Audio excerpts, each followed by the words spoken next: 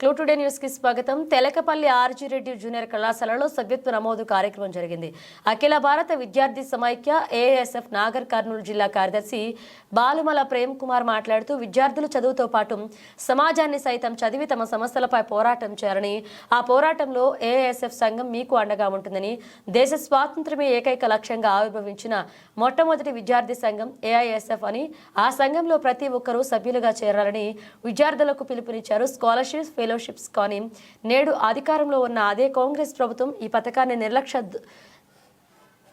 దౌకరీలో వివరిస్తుంది. ఏదైతే కాంగ్రెస్ మేనిఫెస్టోలో వన్ టైం సెటిల్మెంట్ అనే పద్ధతి మార్చుకుంటూ విద్యార్థుల పట్ల వాళ్ల భవిష్యత్తుల పట్ల ఆలోచన లేకుండా నిధులు విడుదల చేయకుండా రాష్ట్ర ప్రభుత్వం నేడు వ్యవహరిస్తుంది.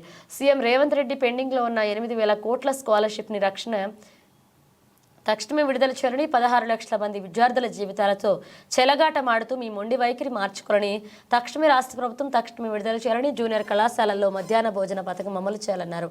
జూనియర్ కళాశాల విద్యార్థులకు తెలకపల్లె ప్రాంతంలో మహిళలు మరియు బాలుర గృహాలు ఏర్పాటు చేయాలని ఈ యొక్క కార్యక్రమంలో ఏఐవైఎఫ్ జిల్లా అధ్యక్షుడు ఆంజనేయులు, ఏఐఎస్ఎఫ్ నాయకులు గాయత్రి, పావని, శ్రావణ్, నితిన్ కుమార్, ప్రవీణ్ పాల్గొన్నారు. జిల్లా ఏఐఎస్ఎఫ్ కార్యదర్శి బల్మల ప్రేమ్ కుమార్ని మాట్లాడుతున్నా. ఈరోజు తెలంగాణ రాష్ట్రంలో ప్రభుత్వ బళ్ళు ఏ విధంగా అయిందంటే చాలా దారుణమైన పరిస్థితి. సరైన భవనాలు ఉండవు, సరైన స్టాఫ్ ఉండదు, సరైన నాన్ టీచింగ్ స్టాఫ్ ఉండదు. అదేవిధంగా అందులోనే భాగంగా ఏదైతే పాఠశాలలో మధ్యాహ్న భోజనం పెడుతున్నారో ఆ మధ్యాహ్న భోజనంలో కూడా విద్యార్థుల జీవితాలు, ప్రాణాలు అరచేతిలో పెట్టుకొని పాఠశాలలు వెళ్ళి చదువుకుంటున్నారు. ఏ విధంగా అంటే ఇప్పుడు సీఎం రేవంత్ రెడ్డి ఉన్న నియోజకవర్గంలోనే 100 మంది విద్యార్థులకు అస్వస్థకు గురైండ్రు మధ్యాహ్న భోజనం తిని. అంటే ఏ విధంగా ఉందో ఒకసారి ఆలోచించాలి ప్రభుత్వము. ఈ విధంగానే ప్రభుత్వం ఇలాగనే ఉంటే పిల్లలు జీవితాలు, ఆరోగ్యాలు ఖరాబ్ అవుతాయి. ఎందుకంటే పిల్లల జీవితాలు, ఆరోగ్యాలు ఎప్పుడైతే పద్ధతిలో ఉంటాయో తమ విద్యాభ్యాసాన్ని కొనసాగిస్తారు. ఆరోగ్యము ఖరాబ్ అయితే తమ విద్యాభ్యాసం కొనసాగదు. కాబట్టి మీరు ప్రభుత్వము తక్షణమే ఇలాంటి పాఠశాలలలో మీరు ఒకసారి చొరవ తీసుకొని మీరు ఆ సమస్యను పరిష్కరించే విధంగా ఉండాలని తెలియజేస్తూ, అదేవిధంగా వసతి గృహాలు ఎక్కడేసిన గొంగడు అక్కడనే ఉన్నట్టు, ఎక్కడున్న సమస్యలు ఎక్కడనే ఉన్నాయి.